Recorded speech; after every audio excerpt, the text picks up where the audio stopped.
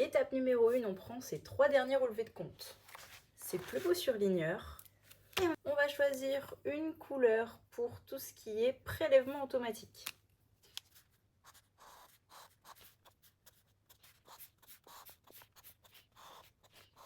Une deuxième couleur pour tout ce qui est course.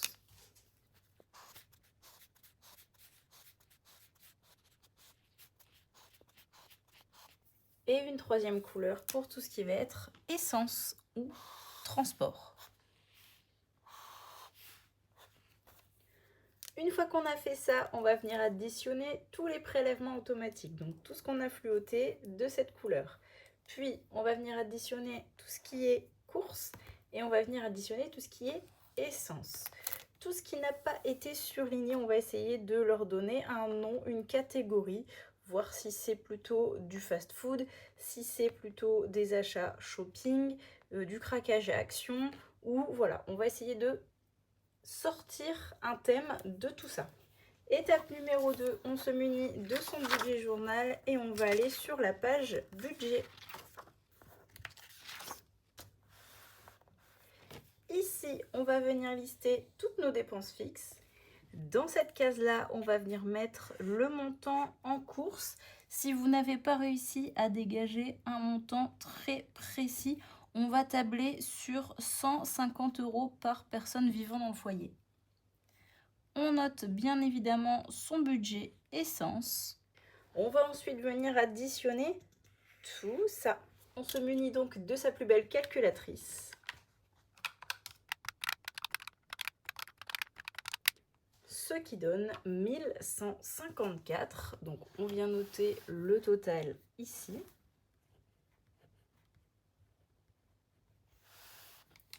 On additionne ensuite son budget course et son budget essence. Et on vient tout additionner. Et là, vous avez fait le plus gros du boulot. Une fois que vous avez fait ça, tous les mois, plus ou moins, vous allez pouvoir recopier toutes vos dépenses fixes qui ne devraient pas changer, sauf si vous souscrivez ou si vous enlevez un contrat. Le budget course va peut-être dépendre si vous avez un anniversaire ou si vous partez en vacances, mais il restera toujours plus ou moins le même. Donc ce sera toujours plus ou moins ces totaux-là. Vous allez venir noter votre salaire et vous allez venir soustraire votre salaire au bilan de toutes vos dépenses qui sont les dépenses les plus importantes. La troisième et dernière étape, ça va être de venir répartir ce qu'il nous reste une fois qu'on a enlevé toutes nos charges fixes, nos courses et notre essence. On vient donc faire le calcul du salaire moins les charges fixes. Vous pouvez, si vous le souhaitez, retirer ce montant total-là en espèces. Sinon, je vous explique comment moi je fais. Déjà, on vient noter toutes nos différentes catégories. Une fois qu'on a listé les catégories qui correspondent à notre manière de vivre, on va venir répartir tout ça de manière équitable dans les différentes catégories.